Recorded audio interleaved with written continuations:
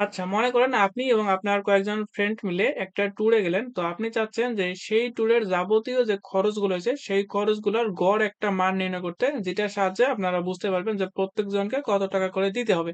তো আপনি এর জন্যে খাতা কলম এবং ক্যালকুলেটর নিয়ে হিসাব করতে বসে গেলেন। তো ক্যালকুলেশন করতে, করতে ২ ঘন্টা পার হয়ে যায়। তারপরেও দেখতে পারতেছেন যে কোথাও জানি একটা ভুল হইছে, যেটার জন্য হিসাবটা ঠিকঠাক মতো হচ্ছে না। তাহলে আপনি আবার বসলেন যে কোথায় ভুলটা হইছে সেটা একটু দেখার জন্য। তারপর আপনি খুঁজতে, খুঁজতে পাইলেন যে একটা সংখ্যা ছিল ৬০, বাট সেটা আপনি ৬০ এর জায়গায় লিখছেন ৯০। এর জন্য আপনার গড় মানটা ঠিকঠাক আসতেছে না। তাহলে এখন আপনি কি করবেন? তো আপনাকে তো এটা ঠিক করতে হবে। কিভাবে ঠিক করতে পারবেন? তো মনে করেন আগে ৫০ টা সংখ্যার গড় আপনি নির্ণয় করছেন। তাহলে ওই সংখ্যাগুলো আবার ১ম থেকে লিখতে হবে। দেন আবার গড় বের করতে হবে। তো আমাদের হাতে তো আসলে এত সময় নাই যে আবার ৫০ টা সংখ্যার যোগ বের করে এরপর গড় নির্ণয় করব।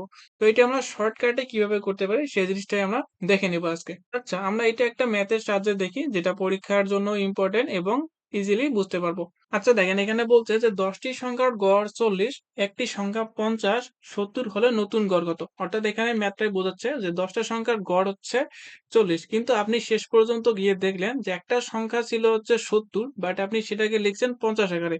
তাহলে এর জন্য আপনার গড় মানটা ভুল হইছে। তাহলে এখন কি করতে হবে? আপনার এই ৫০ টা কেটে দিতে হবে। ৫০ এর জায়গায় আমাদের ৭০ লিখতে হবে। তাহলে আমাদের অ্যান্সারটা কত হয় সেই জিনিসটা দেখতে হবে। আচ্ছা চলেন দেখি আমরা এটা কিভাবে করতে পারি। তো আমাদের লেখা উচিত ছিল ৭০, বাট আমরা সেখানে লিখে ফেলছি ৫০। তাহলে আমাদের কি করতে হবে? আমাদের ৫০ সংখ্যাটা কেটে দিতে হবে এবং ওই জায়গায় ৭০ টা লিখতে হবে।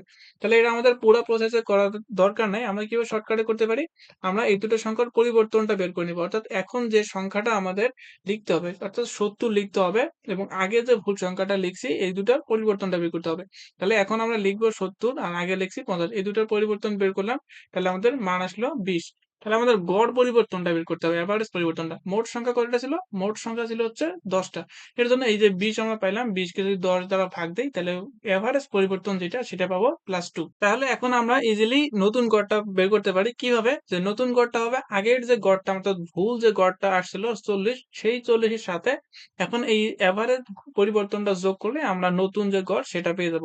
তার মানে ৪০ + 2 = ৪২। তাহলে এই যে ম্যাথটা আছে যেটা আমরা ভুল করছিলাম, তা সেটার সঠিক যে এভারেজটা হবে সেটা হবে 42। আচ্ছা, ম্যাথটা পুরাটা কিভাবে করলাম সেটা যদি আরেকবার বলি, তাহলে আমাদের প্রথম কাজটা হচ্ছে যে এখন যে সংখ্যাটা লিখতে হবে সেই সংখ্যা থেকে আগে যে সংখ্যাটা লিখছিলাম সেটার বিয়োগ দিতে হবে। অর্থাৎ ৭০ এখন লেখা উচিত আর আগে লিখছিলাম ৫০। তাহলে এটার বিয়োগ দিয়ে আমি পরিবর্তনটা বের করলাম, সেটা হচ্ছে +২০। তো এভারেজ পরিবর্তনটা বের করতে হবে। তো এখানে যেহেতু ১০ টা সংখ্যা ছিল এর জন্য এই ২০ কে আমি ১০ দ্বারা ভাগ করলাম। তাহলে এখান থেকে পেলাম হচ্ছে 2। তাহলে আমাদের নতুন যে গড়টা হবে সেই গড়টা হবে আগের যে আমাদের ভুল গড়টা বের হয়েছিল ৪০, সেটার সাথে ২ যোগ করলে অ্যান্সারটা হয়ে যাবে। তাহলে আমরা আরেকটা দেখে নিই যেটার সাহায্যে একদম কনসেপ্টটা ক্লিয়ার হয়ে যাবে। তাহলে দেখেন এখানে আরেকটা ম্যাথ আছে যে ১৫ টি সংখ্যার গড় ৩০, একটি সংখ্যা ৪৫ এর জায়গায় ১৫ হলে এর নতুন গড় কত হবে? অর্থাৎ আমাদের লেখা উচিত ছিল হচ্ছে ১৫, বাট আমি সেটাকে লিখে ফেলছি ৪৫। তাহলে এটাকে আমাদের ঠিক করে যে নতুন গড়টা সেই গড়টা বের করতে হবে। তাহলে এটা কি করব? এটা আগের মতো করে পরিবর্তনটা বের করব। পরিবর্তনটা বের করব কিভাবে? এখন যেটা লিখতে হবে মাইনাস ভুল যেটা লিখছি সেটা। তাহলে পরিবর্তনটা হবে ১৫ - ৪৫। দেখেন এখানে দেওয়া আছে যে পরিবর্তন ১৫ - ৪৫, অর্থাৎ এখানে -৩০ আসতেছে। অবশ্যই এখানের যে সাইনটা আছে অর্থাৎ প্লাস বা মাইনাস সেটা অবশ্যই খেয়াল রাখতে হবে।